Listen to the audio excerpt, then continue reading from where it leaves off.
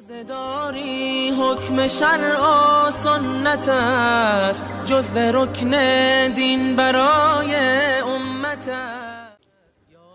40 حدیث نبوی در فضیلت رمضان.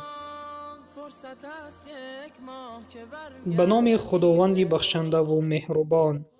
از المؤمنین عایشه خداوند از او راضی باد روایت است که فرمودند پیامبر صلی الله علیه و سلم در دهه آخر رمضان تلاش زیاد بر عبادت می نمود که در دیگر وقتها به این اندازه تلاش نمی کرد. روایت مسلم.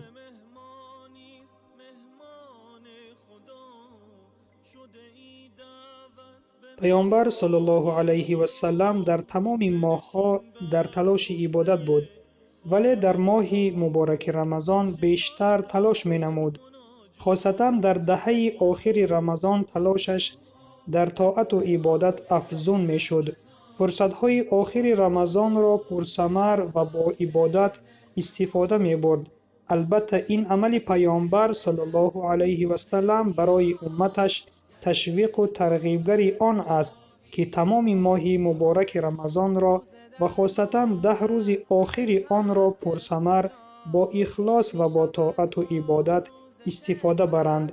به این خاطر پیامبر صلی الله علیه و سلم 10 روز آخر ماه رمضان را در مسجد اعتکاف می نشست. موافق مذهب امام اعظم رحمه الله، اعتکاف نشستن در مسجد جماعت یا جامع سنت مؤکده کفایه است.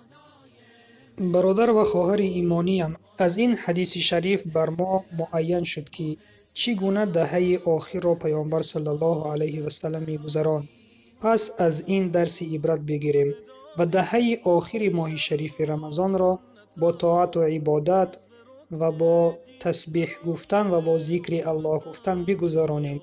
شاید شب قدر را در این دهه آخر دریاب بکنیم و کسی که شب قدر را در این دهه آخر دریابد بداند که ثواب عبادت 1000 ماهه را می گیرد. و سلام بر آن شخصانی که راه هدایت را پیشه گرفتند. 11 ماه غرق بودی در گناه، فرصت است 1 ماه که برگردی به راه. با طلوع عطر ماه رمضان شکر خدای مهربان. ماه تسکین دل است، ماه سیام، گر ز دل باشد تراویح و قیام.